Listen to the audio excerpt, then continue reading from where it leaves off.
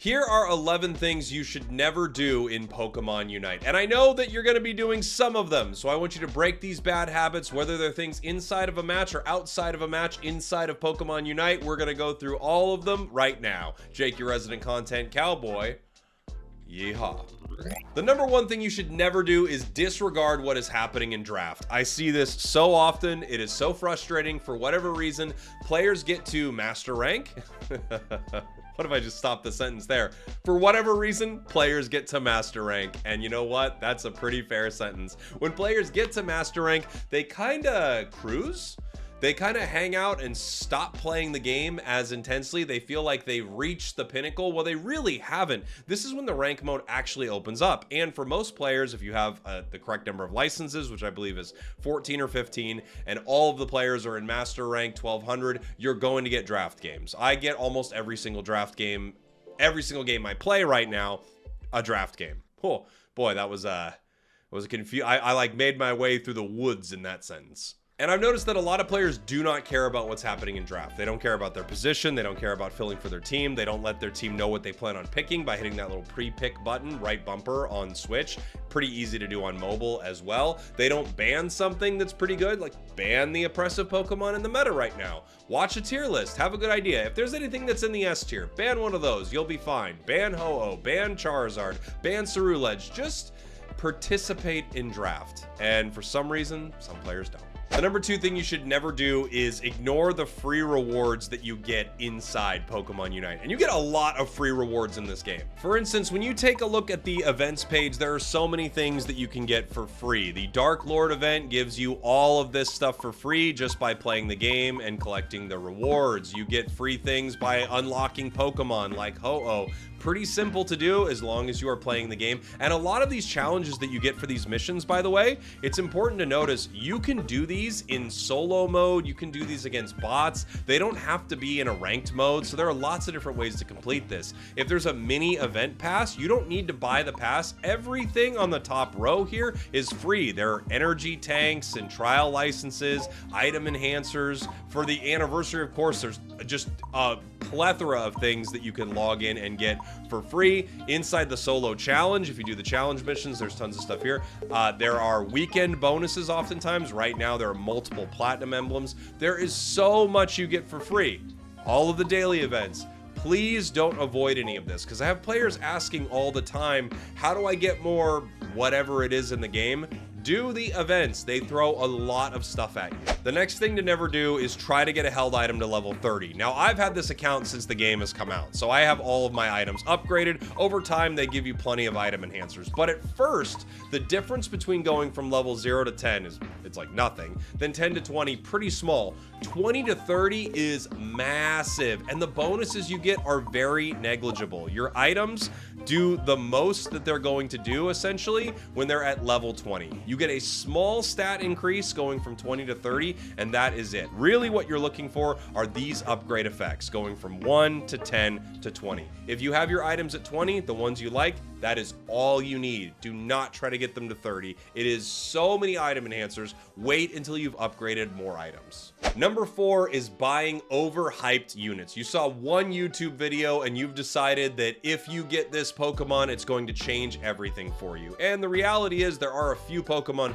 that are insanely good at any given time, but sometimes something just came off a tournament or a particular player plays it really well, and all of a sudden you think this is going to be the key to all of life's problems, and it really isn't. You can win with just about anything in this game. In fact, you can win with any Pokemon. Some are better than others, and if you're thinking about buying something, I would probably wait for a tier list, see kind of where it shakes out, see what its win rate is looking like, and then also take a look at it in the practice area and see if you even like the play style. It can be really good, but if you don't like playing that thing, who cares?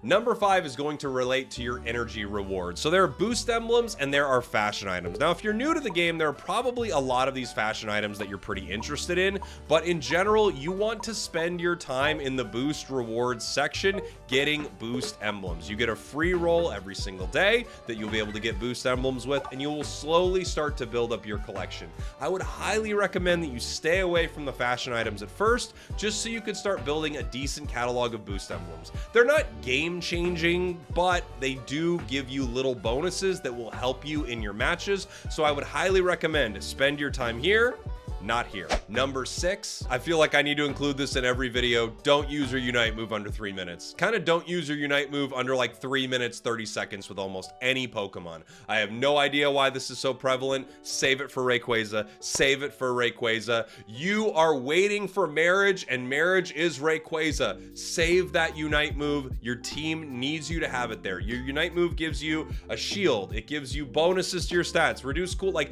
every great thing happens because of your Unite move. Make sure you save it for Ray. Number 7 is trying to copy pro team strategies. Look, there is a very big difference between what you are playing and what is happening in the professional Pokemon Unite scene. 5v5 with coordinated teams have very different decisions than what you will see in your games. For instance, you will see a player peel off to score at Rayquaza. This is because they have communication with their team and they are able to actually come up with a strategy. They know Dodrio can make a quick score. They have vision on their enemies. There are so many reasons that a play will work in competitive play on the world stage and will not work in your ranked games. Do not try to copy the pros. Learn from what they are doing, but recognize that a lot of their plays will not fully relate to what is happening to you in your ranked games. Number 8 is about economy. Do not use gold for anything else than buying Pokemon. Anything other than buying Pokemon is probably how I should have said that, but we're too deep in this sentence and we're not going back. There are other things that you can spend coins on in the game, and I think in general, stay away from spending coins on them. For instance, items you can spend coins on, but you would rather spend tickets to get these items, right?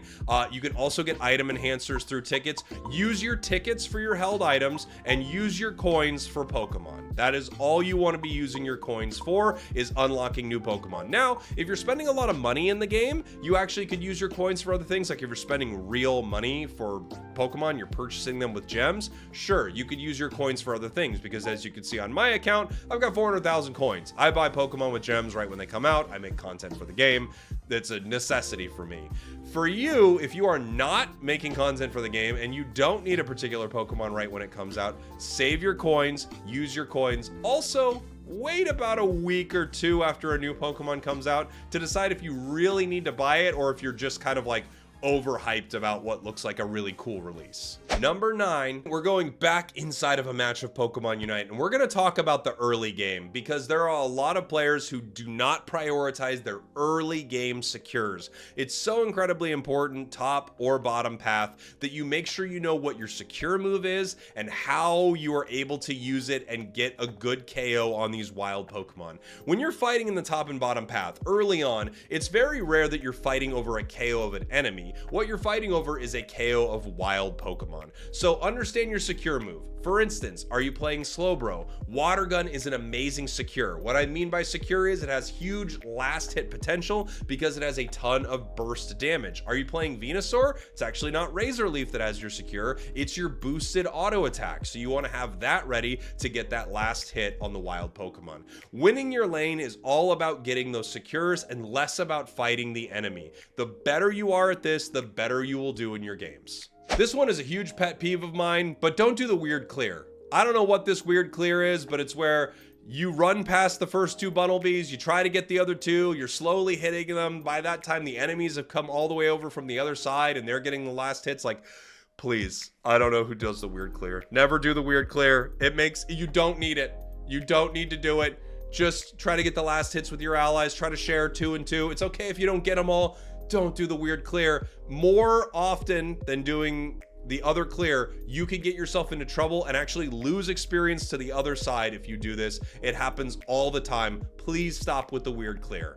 Finally, your chat wheel. Never put thanks on your chat wheel. Never ping your allies, check it out. We get it. You think you know everything. For some reason, the allies who ping check it out and thanks, in my opinion, often don't know what's going on in a match. But regardless, don't let everybody in on whatever crazy stuff's going on in your brain. They don't need to hear your incessant pings because you're upset about what's happening in the match. Never ping thanks. Never ping check it out. It is only done because you are tilting. We don't need a front row seat to the mania that is happening between you and your screen. Just let it go. breathe for a second, look for a way to win. Don't look for a way to ping. The more time you spend pinging, that's the less time you spend farming.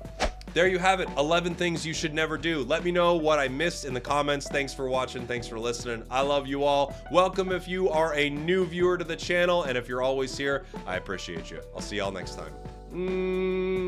We did it.